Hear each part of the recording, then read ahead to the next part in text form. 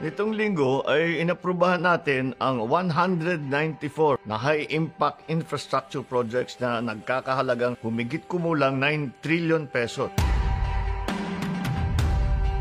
Ito ay bahagi ng ating Build Better More program na naglalayong magpapadala ng mas maginhawa at mas maunlad na buhay sa iba't ibang sektor ng ating lipunan sa pamamagitan ng mga higit na kinakailangang moderno at dekalidad na mga infrastruktura. Ito ang landas na ating tatahakin tungo sa isang bagong Pilipinas.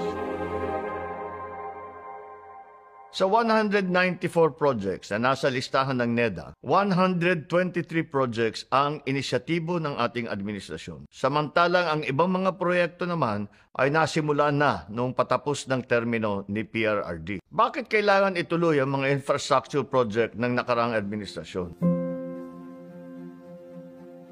Meron tayo kuminsan na ugali dito sa Pilipinas at sa ibang lugar din na kapag nagbago ang administrasyon, ang pag-iisip ay lahat ng nakaraan na ginawa ng dating administrasyon ay tinitigil dahil sinasabi walang magandang nangyari. Ay hindi naman tama yun. Kung maganda naman ang proyekto, ba't di natin itutuloy? Hindi yan ang pag-iisip na magdadala sa atin sa isang bagong Pilipinas. Kung masusi naman ang pag-aaral at talagang may pakinabang, dapat talagang ituloy. Ang infrastruktura ay kaunlaran. Lalo na at kasama nito ay masusing pag-aaral. Sa ganitong paraan, walang masasayang na pondo dahil ang bawat proyekto ay mapapakinabangan ng mamamayan.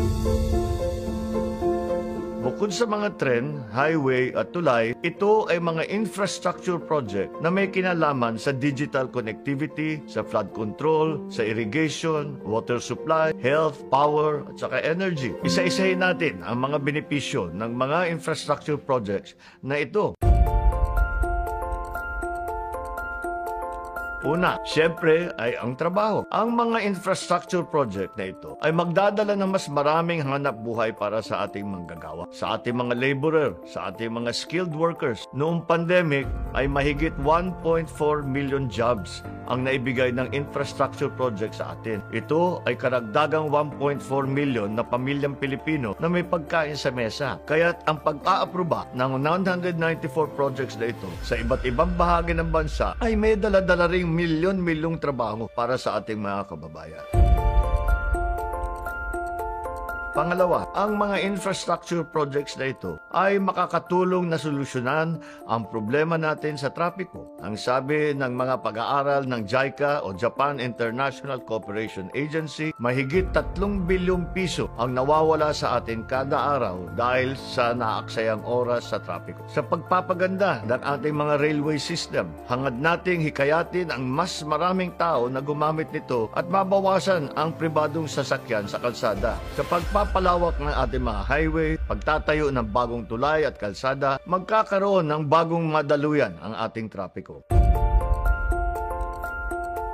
Pangatlo, ito ay makakatulong sa ating food security at pagbaba ng food prices. Sa pamamagitan ng mga infrastructure project para sa ating irrigation system, masisiguro may maasahang sistema ang patubig ang ating mga sakahan. Ang patuloy ring pagpaparami ng mga farm-to-market road ay magbibigay ng mas maraming oportunidad para sa ating mga magsasaka. Ito ay mga bagay na maaaring makakapagbaba ng presyo ng bilihin mula sa ating mga bukid.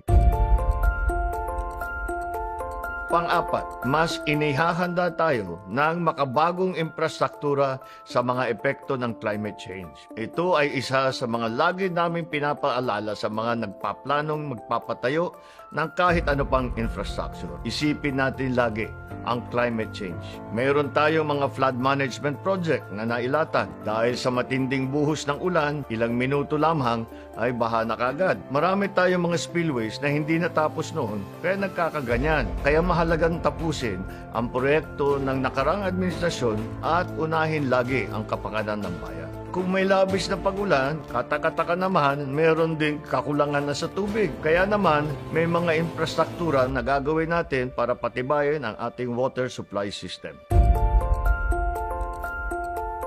Panglima, ang mga infrastructure projects na ito ay susi para sa magtagumpay ang hangad natin digitalization ng ating bansa. Sa panahon ng internet ay mahalagang bahagi ng araw-araw na pamumuhay. Ito ay lalong magbibigay ng kabuhayan at oportunidad sa bansa nating puro isla. Ito ang magiging tulay na magbubuklod sa atin sambayanan. It should connect markets and involve more people in the digital economy. Hindi lang pang local kundi sa global market din. Pang-anim, upang magkaroon ng mura, sapat at maaasahang supply ng kuryente. Sa pagtatayo ng iba't ibang energy infrastructure gaya ng power plant, magkakaroon tayo ng mas maraming pagkukuhanan ng kuryente. Layon ding marating ang mga lugar na wala pang ilaw bilang ating patuloy na misyon na makamit ang 100% electrification ng buong Pilipinas.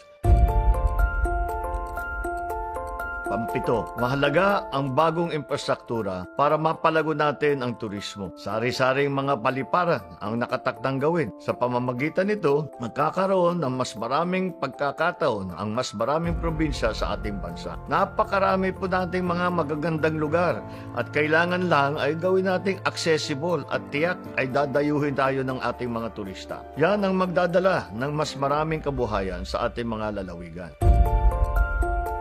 At panghuli, ang moderno at matibay na infrastruktura ay maghihikayat ng mas maraming investor sa ating bansa. Magandang mga daungan ng barko para sa mga cargo ship, maaasahang energy supply sa andakuman ng bansa, connectivity sa pamamagitan ng mga communication towers, at magandang mga kalye at paliparan upang maging accessible ang mga bawat lugar. Yan ang mga hinahanap ng mga investor na nais magsimula ng negosyo sa ating bansa. Ito pong mga negosyanteng ito ay magdadala ng daang-daang libong mga trabaho para sa atin at bilyong-bilyong kita para sa bansa.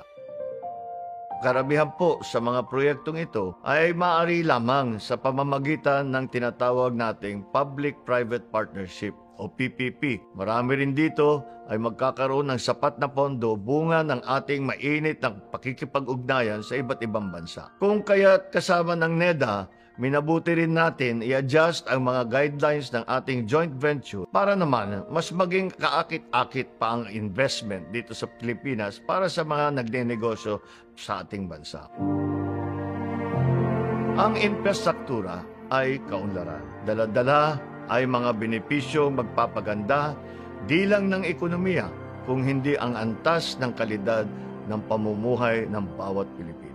Ipagbubuklod ang sambayanan, pisikal man o digital, gagawa ng paraan. Ang matibay, moderno at dekalidad na infrastruktura ay daang tungo sa isang bagong Pilipinas.